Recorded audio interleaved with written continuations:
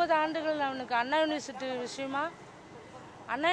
விஷயமா அவனை வந்து 30 ஆண்டுகள் சிறை தண்டனை கொடுத்தாங்க. ஆனால் இது வரைக்கும் அவனுக்கு எந்த பிரச்சனையும் அங்கே இல்லை, நல்லா தான் இருந்தாங்க. கோர்ட்டுக்கெல்லாம் கூட்டிகிட்டு வருவாங்க, எல்லாம் நல்லபடியாக கூட்டிகிட்டு போவாங்க. இந்த எலெக்ஷனுக்கு முன்னாடியே என்னன்னு தெரியல, திடீர்னு அவனை தனியாக ரூமில் கூட்டிகிட்டு போயிட்டு லைட்டெல்லாம் ஆஃப் பண்ணிவிட்டு அவனை அதிகமாக அடிச்சிருக்காங்க. மயக்கம் போட்டு விழுந்திருக்கான், மூச்சு பேச்சு இல்லாத ஆயிருக்கு. எடுத்துகிட்டு வந்து ஸ்டாலினில் அட்மிட் பண்ணியிருக்காங்க. இப்போ என்னென்னா அங்கே ரொம்ப நேரமாக அவன் எழுந்து கண்ணு விழித்து பார்க்கவே இல்லை.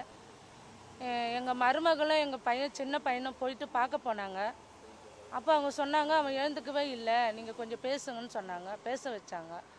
அதுக்கப்புறம் ஒரு 5 நிமிஷம் அவன் நல்லா பேசினான். பேசுனதுக்கப்புறம் அன்றைக்கி ஒரு நாள் ஃபுல்லாக வச்சுருந்து என்னெல்லாம் பார்க்க அனுமதிக்கலை. நைட்டு 9 மணிக்கு அவனை கூட்டிகிட்டு போயிட்டாங்க. இப்போ என்னென்னா அவன் வந்து கொலை மிரட்டல் கொடுத்து அவனை அடிச்சிருக்காங்க. எதுக்காக அடித்தாங்கன்னே அவனுக்கு தெரியல. நான் என்ன தப்பு பண்ணேன், எதுக்காக நீங்கள் என்னை அடிச்சிங்கன்னு அவன் கேட்டிருக்கான். திரும்பியும் அடிச்சிருக்காங்க. அதை அவனுக்கு ரொம்ப மயக்கம் நிலைமை ஆகி முடியாமல் ஆயிருக்கான். இது எதனால நடந்ததுன்னு எங்களுக்கு தெரியல. இதை வந்து அதிகாரிங்க விசாரித்து எங்களுக்கு வந்து நடவடிக்கை எடுக்கணும். ஏன்னா அவனுக்கு 2 மனைவி 3 குழந்தைங்க இருக்காங்க. இதெல்லாம் அதிகாரிங்க மனசில் வச்சு இதை எங்களுக்கு ஹெல்ப் பண்ணணும். அவனுக்கு எந்த பிரச்சனையும் வராதான், உயிருக்கு உத்தரவாதம் தரணும். அவருடைய உடல்நிலை இப்போ எப்படிமா இருக்கு? உடல்நிலை மோசமாக தான் இருக்குது, முடியல. மோசமான எப்படிமா, என்ன பண்ணுது அவர், என்ன எப்படி இருக்காரு, கை ஏதாவது கேமரா பார்த்து? இல்லை அதெல்லாம் வந்து ஒன்றும் பிராச்செல்லாம் ஒன்றும் ஆகலை. அதெல்லாம் ஆல்ரெடியே வந்து ஹாஸ்பிட்டலில் செக் பண்ணிட்டாங்க. ஆகாரம் எடுக்காமல் இருக்கான்.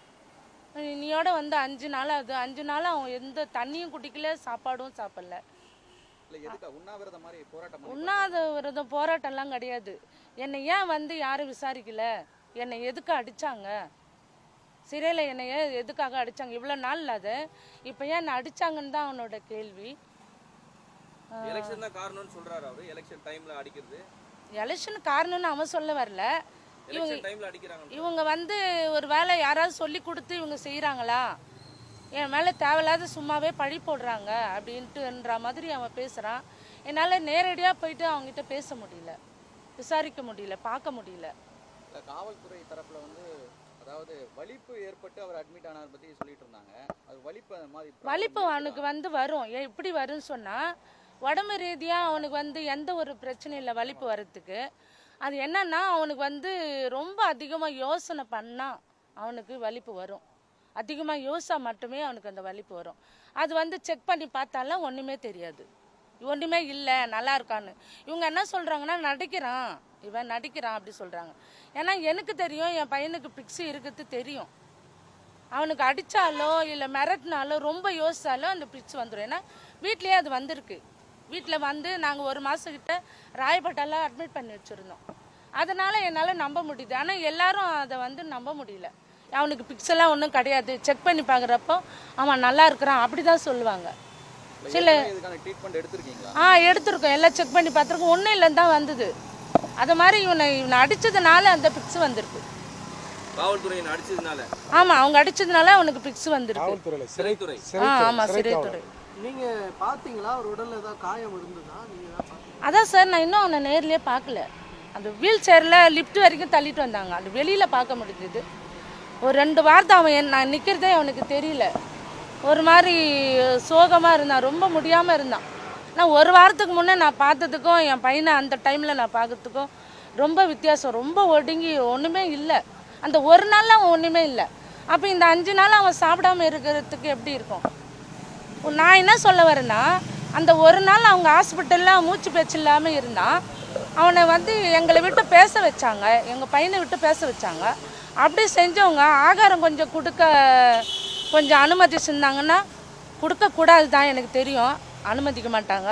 இருந்தாலும் பிரச்சனைன்றப்போ நீங்கள் அதை கொஞ்சம் டிஃபனோ ஜூஸோ ஏதோ வந்து கொடுக்க அனுமதிச்சிங்களா எங்களை வச்சு? இந்த உண்ணாவிரதமே இந்த மாதிரி இருக்காது, நடந்திருக்காது. அவங்க அன்றைக்கி நைட்டே ரொம்ப அர்ஜெண்ட்டாக 9 மணிக்கெல்லாம் கூட்டிகிட்டு போயிட்டாங்க. எங்களை பார்த்ததுமே கூட்டின்னு போயிட்டாங்க. அதனால 2வது அவனை நாங்கள் பார்க்க முடியல.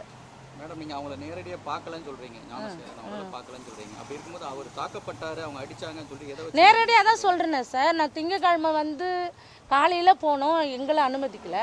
ஆனால் எங்கள் பையனை கூப்பிட்டு பேச வச்சாங்க. 9 மணி நைட்டு 9 மணிக்கு நான் போகிறேன், லிஃப்ட்டில் கூட்டிகிட்டு வந்தாங்க.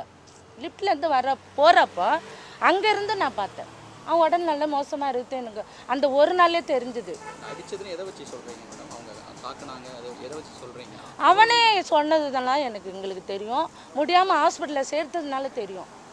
அது மாதிரி நம்மளுக்கு தெரியும் இல்லையா, ஒருத்தர் நல்லா இருந்தவங்க இவ்வளோ மோசமாக ஒரு நாள் எப்படி ஆக முடியும்? அதான் அது நீங்கள் மோசமாக இருக்குன்னு சொல்கிறீங்க. அவர் அடித்தாங்கன்னு உங்களுக்கு எப்படி தெரியும்னு நான் கேட்குறோம். அவங்களே காவல்துறையை சொல்லிட்டாங்க எங்களுக்கு.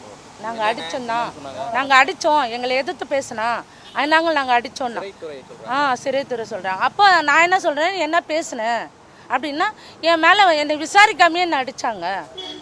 அது எதுக்கு அடித்தாங்கன்னு எங்களுக்கு தெரியல, எனக்கு தெரியலம்மா அப்படின்னு என்கிட்ட என் பையனு கால் பண்ணி சொன்னான். இருட்டு அறையில் அடிச்சு வச்சு துன்புறுத்தினதா சொல்கிறாங்க. அப்படி சொல்கிறாங்க. பிளே ஸ்டோர் மற்றும் ஆப் ஸ்டோரில் இருந்து பாலிமர் செயலியை QR கோடு மூலம் பதிவிறக்கம் செய்யுங்கள். செய்திகளை உடனுக்குடன் பெறுங்கள்.